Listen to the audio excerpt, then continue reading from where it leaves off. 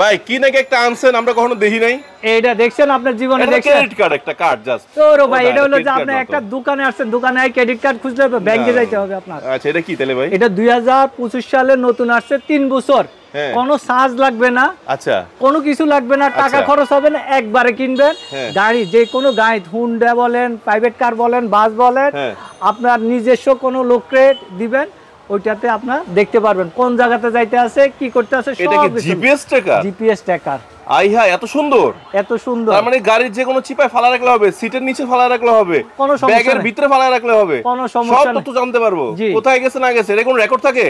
7 দিনের টানা রেকর্ড থাকবে। 7 দিনের রেকর্ড থাকবে? হ্যাঁ, আর এটা লোকেশন তো দেখাবেই। লোকেশন তো দেখাবে। এটা মানে দাম কত? 4500 টাকা। মাত্র 4500? ভাই 4500 টাকা। 3 বছর?